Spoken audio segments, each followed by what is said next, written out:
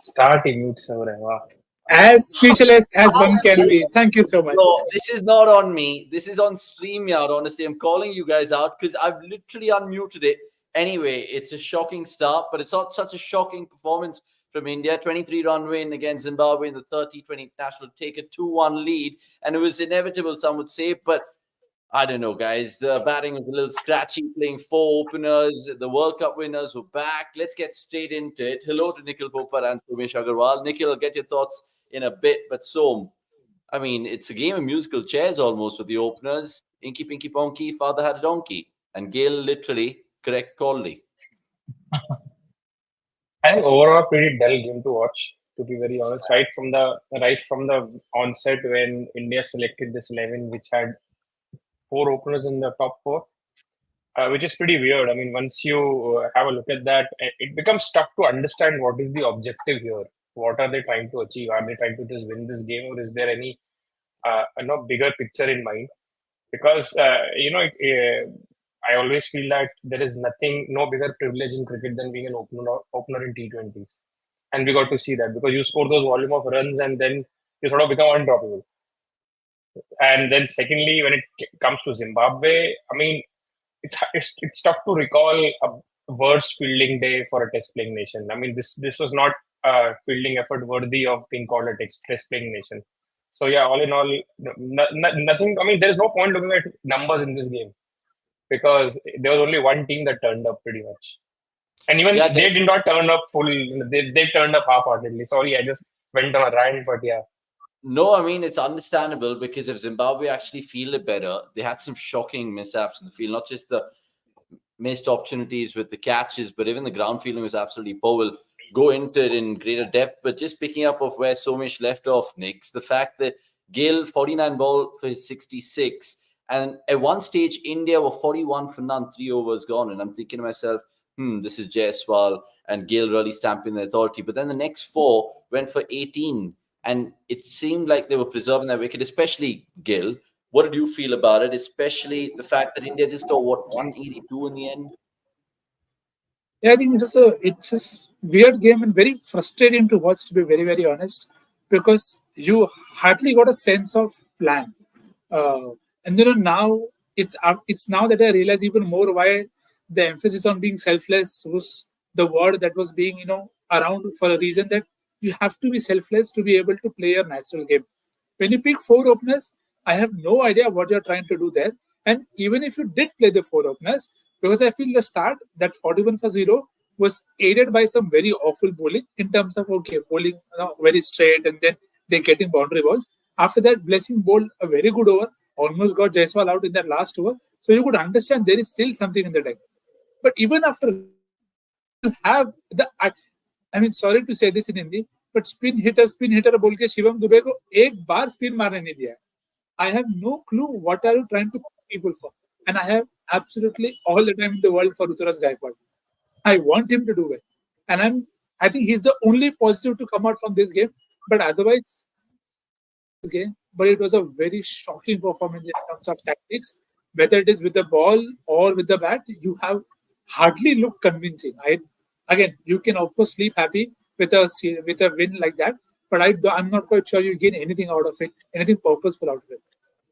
The thing is, just to add to what Nikhil said there, I mean, he mentioned that Ruturaj is one of the positives, which I agree. But then, what are you going to do with that positive? He batted at 4. I mean, what does that solve? It does solve nothing because he's not going to bat there in the longer run. Everyone knows that. And it's like it just tells you how muddled the thinking is. That Abhishek played well last game, but then we have Jaiswal back. Of course, by Jaiswal ko to khilana padega. So you have to play him. And then let's push Abhishek to 3. Oh, but then what do we do with Ruturaj? He also scored a 50. How can we drop him? Let's play him at 4. So in that process, that few people who get rare chances to bat in the middle order and get game time in Riyan Parag, Sanju Samson, and Rinku Singh, you are hardly given them game time. What does it solve? You will play 100 more ODIs, 100 more T20s. They will the openers will be rotated. It's the middle order that needs to be backed when Sky, Hardik, and everybody comes back. You are solving nothing by this. See, the thing is, I was just looking at it in terms of this series, right? And whenever we thought the World Cup winners will be back, it's not like they're just going to Zimbabwe to bloody warm the benches. They knew that they were going to start, and it was just a matter of time who they would replace. Yes, Ruturaj Gaikwad was a positive. I do not disagree. But again, like Som said, what's the point of it? Because I would perceive them to drop maybe Gaikwad and then have Parag in there because Parag's your number 4, the way I would have looked at it. But before all of that, guys, I just want to ask you guys, how the hell is Gill kind of promoting himself as an opener when there's Abhishek Sharma and Jaiswal? Jaiswal gets in because of the credit in the bank. Gill has been iffy. Let's make no mistake about it. 10 single-digit scores in the last 16 games. He becomes, the second youngest or whatever to become the second youngest captain in T20s to score for India, a 50. But point being, so how the hell is Gill getting away with a knock like that? And even in terms of the batting order, who decides it? Is it Sairaj Bhatale? Is it VVS, whoever it is right now? Of course, I mean, no one is going to know that. See, what we have seen from Gill in this series so far, of course, he's not done as good with the bat as he would have wanted to. But if I have to draw a parallel, it's pretty much like making an overseas player the captain of your IPL franchise. Exactly. No, there's a player which he's not a certain. At this point of time, Gill is not a lock for the 2026 T20 World Cup. But when you make him the captain, you make him a lock in the 11. So you're already sort of then trying to fix, not trying to fix the problem, just you have something fixed at one end and then trying to manage at the other end. So that takes out any sort of objective analysis out of the window, and that is pretty much what is happening right now. Because of course, you in an ideal, in an otherwise scenario, just imagine if Gill would not have been the captain. Let's say if Hardik Pandya somehow was in the mix for this series, he would have been playing. He would have been captain, as he will be pretty much. It's almost certain that he's going to be the next Indian captain. Objectively, when Jaiswal returned, India would have dropped Gill, but they couldn't do it because he's the captain. That is why I mean, you can't just keep throwing captaincy to everyone. You need to be sure about that person's spot in the 11 at the first place, and that is where something which I never really agreed with when they assigned Gill the captain. When you have Samson as part of your squad, who is senior, who has led his team to IPL finals in the first place. So it's pretty. I mean, at this point of time, it's so heartbreaking to think about Sanju Samson, and I just feel I don't know how that chap copes with all of this day in day out, and then still turn off with a smile on his face. Yeah, it's ridiculous and it's puzzling. And remember, a guy who got his demotion was Abhishek Sharma, which is a fun fact by itself because he becomes only the second cricketer in T20 international history to be demoted immediately after scoring a century as an opener. The other one is Virat Kohli, and you can read more on that on cricket.com. But point being, did they not think this through, Nikhil? I know Gill loves to accumulate runs at the top of the order. He did today, 66. Well done. But surely a guy scored a 46 ball 100. And I know he's going to be partnering, and there's a left-right chat and all of that. But Abhishek Sharma surely couldn't have come one down. And it's affected him. Now it's affected him, right? Well, can't wait for Gambhir. I don't think this would have been the emotion that I would have had in terms of, wanting a strange or a stricter call there, because see, it's been a part of Indian cricket for a while that reputation supersedes everything. The name supersedes everything. So, and when Som said about Gill being captain, that's it's hitting the nail on the head. That when you make Gill captain, you're not going to drop him down to 3, because that is the spot Gill is playing for. But he's batted there before, right? He's batted there one down before for T20s. It's not like the first. It is why this entire game feels like a joke, because in no world is Gaikwad going to bat at 4 ever for you. Or if that is the plan, then God bless you. Why did you pick Riyan Parag in the first place? Because at this point of time, you are not giving anyone any role clarity. All this is about is जो senior है, उसको पहले game मिलेगा, खत्म. If you are I think that notion also, hopefully with again my expectations of Gambhir, that the names will have to start going away, and role clarity is what has to be taken center stage. Because see, today the game, India have lost by 70-80 runs, but it is just the standards that you expect from a side that has the resources. So that is why we are all together here discussing that how is it that you are able to get it so wrong. Because sometimes when you but the moment we lose, then you'll realize, oh, but you know what? They did the same thing in Zimbabwe. Abhishek was, demoted at 3. Everybody batted a slot lower. What was the point of that? And today you tell Khalid, you played with only 4 overs. क्या achieve कर लिया तुमने by getting? Of course, Shivam Dubey bowled. I'm very happy that okay, we finally got him to bowl. But then, how is it helping you? Sundar is not bowling in the power play. क्या role quality हो रही है, क्या आप plan कर रहे हो? But even with Dubey bowling, I mean, it's not like he's going to bowl in a really critical game for India. We've seen that. I mean, if he had to bowl, he would have bowled. It's not like he's going to be a bilateral merchant and he's going to come in and just fill in overs. The bigger thinking here, guys, I feel like is it's a blank canvas if you actually look at it, T20 internationals for India. You have 4 great match winners from the World Cup, which will obviously take place in this starting 11. Bumrah, Hardik, you could probably argue Pant, Akshar's in there as well, and maybe Arshdeep as well. So 4 to 5 players who've already won the World Cup. It's then just finishing it off with bits and pieces of the puzzle. Abhishek Sharma has been the best positive for me because he's bowled as well, not just the last game, but this game as well. Fine, he didn't take a wicket, but just the fact that he can bowl offer something else is a big positive.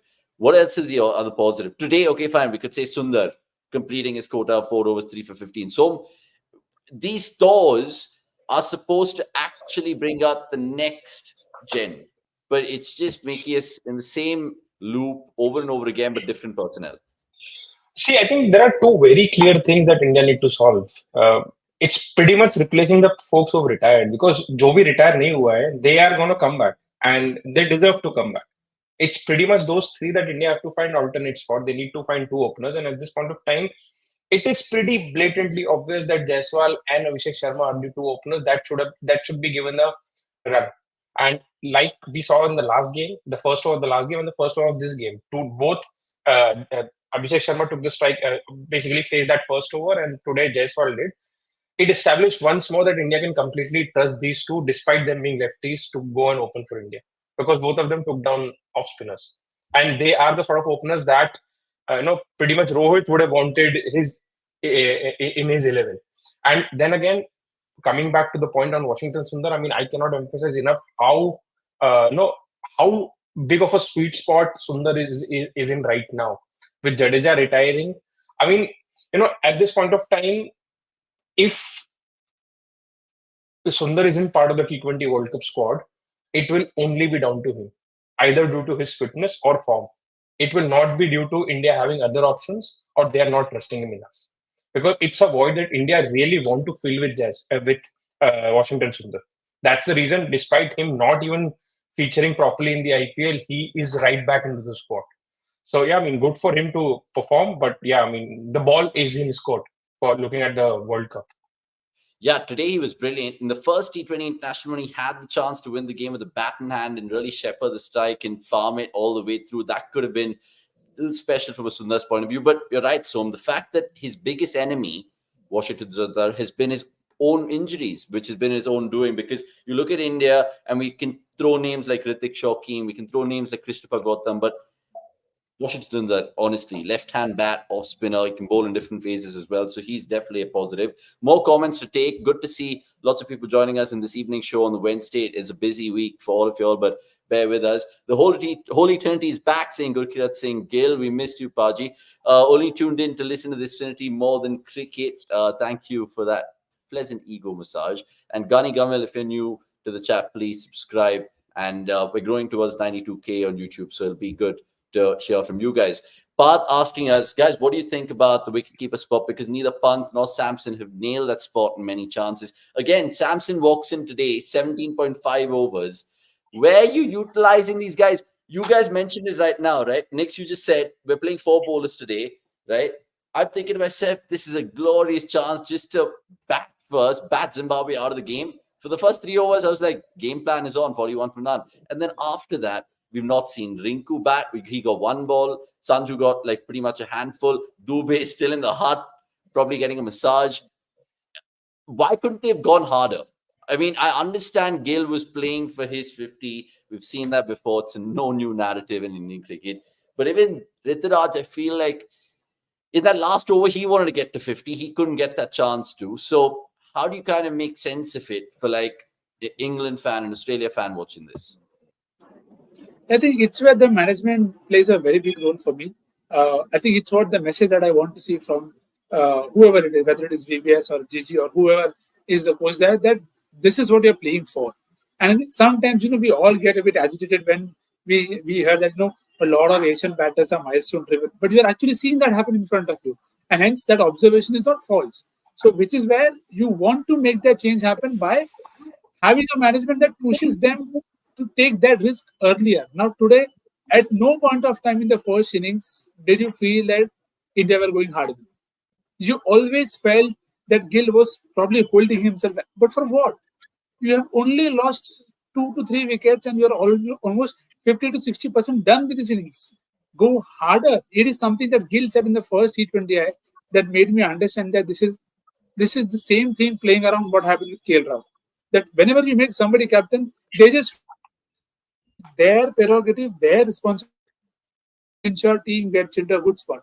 But that good position can also be by you being very aggressive, by you playing yourself and ensure that batting depth was never used today. So that is something that I'll put down to VVS more than Gill or anybody else, because the message has to be very loud and clear that we have to play to this goal. Today, you had a very good partnership towards the back end and you lost by only 20 runs. Had there been some sort of fight earlier or some few lesser wickets lost, this could have easily gotten a lot more closer. So uh, I'm hoping the management can just sort this up in terms of this is the plan that we want to go about in terms of batting intent. Yeah, I mean, you make some pertinent points. I don't know about your Wi-Fi being as sketch as India's selections right now in this series because it's on par. We'll just quickly get some comments in. Good to see Vikas, Sanjay, everyone in the comments. But for the benefit of the producer and the people who missed out this particular game, do not worry because we'll reflect the match summary for you all right now. India winning the toss, batting first, and like we've been mourning, not even kind of happy about it, the fact that they just could get 182 for 4 after being 41 for none. I mean, Sikandar Raza, he goes 1 wicket closer to Luke Jongwei in terms of becoming the most prize wicket taker in T20s for Zimbabwe. Good performance from Dion Myers, who is a little bit of a vintage retro look while he bats, but he got an unbeaten 65.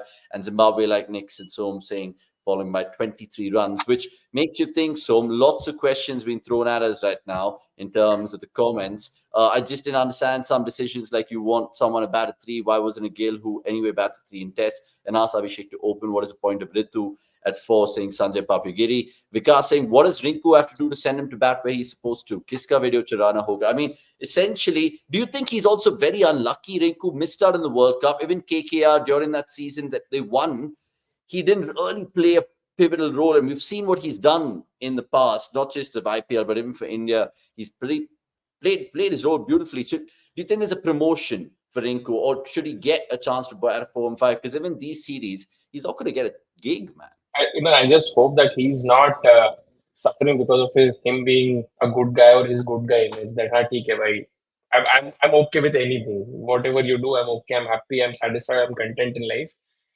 Hopefully, that is not the case. He'll fight for what he wants and what he deserves. I mean, see, we talk about stuff like entry points. We saw it in the World Cup that India won as well. They had dedicated entry points for pretty much everyone, and which worked. Which worked. I mean, whenever Aksar was promoted, he was promoted to keep others out, and Aksar did his role very well. But you cannot have it both ways. I mean, if you have a wicket falling in the 18th over, and if you have a Rinku Singh in the team, you have to send him. Otherwise, what's the point of him being in the 11? So yeah, I mean, it's unjust, but it's unjust at so many levels. I mean, I'll come back to Sanju Samson. At this point of time, I don't understand what is the expectation from him. I mean, he's shown that he's a player who can bat at 3-4, but then you want him to play at 6. He does that well as well, but then again, you don't see him as a finisher. So what are you exactly looking at? So I mean, pretty muddled. Hopefully, it gets sorted out in the longer run, which I'm pretty confident it will be, judging by how Gautam Gambhir has taken decisions for his IPL teams. So yeah, hopefully better times ahead in terms of thinking.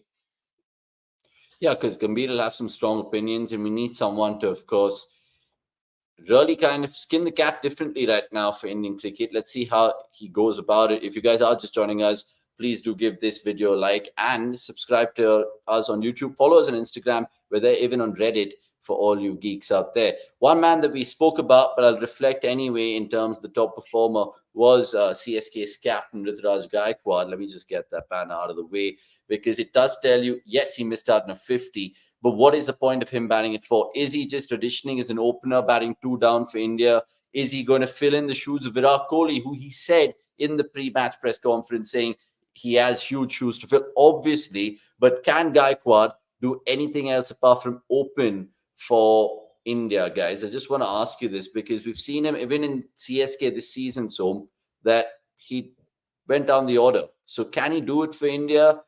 Because technically, if we're playing the World Cup tomorrow, he's probably 1 down backup at best with Sky there. And dare I say, Yeah, I if there's mean, maybe you else. use the correct word, backup, because essentially, I've got to look at him as an opener, because you have to have Sky at 3-4, Hardik at 5, and you need a wicketkeeper in 3-4-5 as well if you want to fit a Dubey or Rinku at 6. So all of these spots are pretty much locked. So, like I said, the top 4 that India fielded today are essentially openers, and you have to pick only 2 of them. That's the state of affairs. Unless But and even until in the pecking order, it'll be obviously Jaiswal. And as much as we want to say Abhishek, it'll be Gill, right? And then it has to be Abhishek. It has to be Abhishek at this point of time. You can't. That's what I'm saying. In no universe is Gill a lock, because it's a home World Cup. You can't even bring up the point that it's going to be tricky conditions or by Australia, hai, England, hai. You need someone who has played there before, yeah, experience. Nothing like it. Home World Cup, hai, bhai. So you got to pick players who have. Everyone has played at home. So there is no real reason for them to not pick Abhishek Sharma at this point of time. So for me, Jaiswal and Sharma are the front runners. Gill, Gaikwad, tough to choose between them, but both of them together have to be in the reserves for now. Yeah, and I agree with you, but invariably we know how the BCCI would probably choose their openers. I'm hoping, because it's Gambhir, it'll be different. But what does that do for Ritu then, Nikhil? Because does that make him shape his game differently? Because he's, as India's number 4 is an opener in terms of the pecking order. We just mentioned it right now. And can he tell himself, you know what, the opener spots are taken, I can maybe audition for the 1 down role or the 2 down role in the upcoming IPL and wherever I bat for India in T20s? Do you think that's how he'll look at it? See, he's had a few stints in the middle order for in the IPL last year as well, and he's tried that role. Remember, that's how he started with Chennai as well, where he was slotted in the middle order role before going up. So, if he does that, it will be an honest admission that the slots are too much to fill in terms of the top 2. The slots for your middle order spots, and again, even there you have people. Most likely, you, but did how he played today. It is better if he just stays there. The situation asks. I don't think we can complain of his. Sorry for my net. Whenever I talk, there is. I can't figure out what. Yeah, your nets is pretty choppy. We'll try to get you back in the stream in just a bit. But let Nikhil sort his Wi-Fi out there. Plenty of other comments coming through. Jaiswal, Abhishek, Pant, Sky, Rinku, Hardik, Bapu is our best aggro top order. And I agree with that. As much as there's a left-hand dominance, but who cares? Because we've had so much of right-handers in the past. I really don't care about that. Part saying Gaikwad can't play anywhere else than opening 3 to 7 is locked. And that's what we were discussing. One good thing for India is I think there were about 40 T20 international games, if I remember correctly, before the next T20 World Cup. Correct me if I'm wrong. And even if you're right or wrong, that's more than a sample size. So what can they expect? Yeah, I'd love to check this and get back, because the next T20 World Cup is not even 2 years; it's 1.5 years. I know, people are going to kill us that, bhai, abhi jeete, abhi kahan tum baat kar rahe ho? But same time next year, we'd probably be talking about who should be in the 15, because that's how close we are going to be. So yeah, preparation starts now, and pretty much, it's a new team, new coach for them. It's everything starts now, and that's the next big thing to achieve, apart from the WTC trophy. So, decent enough sample size. Hope they make good use of it. Yeah, hope they do. Really do feel the same thoughts. Now, Ashutosh Bajpai, good to see you. It's been a while, like you say. How did you celebrate the India win over 29th on the 29th of June? Man, it was pretty chaotic because we all kind of were just rejoicing in the office and had a couple of drinks, understandably as well. Nick, I'll get your thoughts in just a bit, but Ashutosh also saying I'm captain, so I will open and also play three other openers as well. Why is Gill doing Babar Wali Harkat? I mean, we were talking about that just before you got on over here. And Sanjay saying, hopefully the Gambhir of KKR is what we see for India and not GG if LSG felt thinking was a lot more muddled when he had all those resources. Look, one thing that GG has made very clear, and it's an important point looking at the pathway for T20 internationals in India. He said he's going to pick purely on the behest of the IPL. Whoever does well in the IPL gets a gig in the Indian team. So that's his thinking. For Test match cricket, he's doing that for Ranji, and for ODIs, he's doing that with Vijay Hazare. And that was his modus operandi as a coach. That's how he's looking at it in terms of the conveyor belt options, right? Nikhil, my question to you is, if Gambhir comes in and sees this little muddle, he'll just basically role allocate, I feel, in terms of, listen, you're a backup opener, we'll stick with you, and so on and so forth. Because you look at even the squad that we have right now in Zimbabwe, Riyan Parag is a guy who can bowl, but he's being benched for no reason. He's best at 4. You can look at even the pace options, so on and so forth. So how is Gambhir going to clear the rut, even though this is the next gen of talent that we have? Kabir will say exactly what Somesh said in the private chat, that इस सब पे बस हो गया यार, ये तुम इतना सोचो ही मत about how you want to go about your openers and all of that. As you rightly said, it should be about reality. I agree to the point that was there in the comments as well about at LSG also. Sometimes when he had too many resources, you saw a lot of switches at number 3. Someday Huda walked in, someday Baduni walked in, someday Holder walked in. But you'd assume that he's learned from that experience as well. And now I'll go back to my own point about separate pools. Gambhir comes on, he ensures there are separate pools for each format so that all of this is sorted by itself. When you don't have the need to force fit players into all 3 formats, this will be taken care of. So that is what I'm looking forward to. And that's what I expect as communication also from Gigi to say everyone. I would still, we talked about Gaikwad. I would want Gambhir to talk to Gaikwad that this is your role. You do this, you get back into the team. And I think that is what I'll expect from him to do with every player in this format. That okay, this is my road plan, this is your format, this is what I want you to do. Bottom. You do it, you stay in the team, you don't, you're out. As simple as that. Okay, let's wrap up right now. So, with final thoughts, Hariharan, good to see you. We'll just get your questions answered because good ones, and we'd always welcome any on the live content front. And Ganadi Pinrat saying, hope India prepares flat pitches for the World Cup 2026. We're far better on flat pitches, both in batting and bowling. And those this can I can actually foresee this backfiring big time. I think don't force it anything. Let the grounds play as they are, because I think if India fields the best 11, they are capable to counter any conditions. They don't need to skew it in any direction, is what I feel. But yeah, I mean, before we go, just a word on Zimbabwe as well. I mean, what was that bowling change in 13th over? I just failed to understand. That off spinner to 2 righties, he was the 7th bowler. It was Matt Vire, as we call him.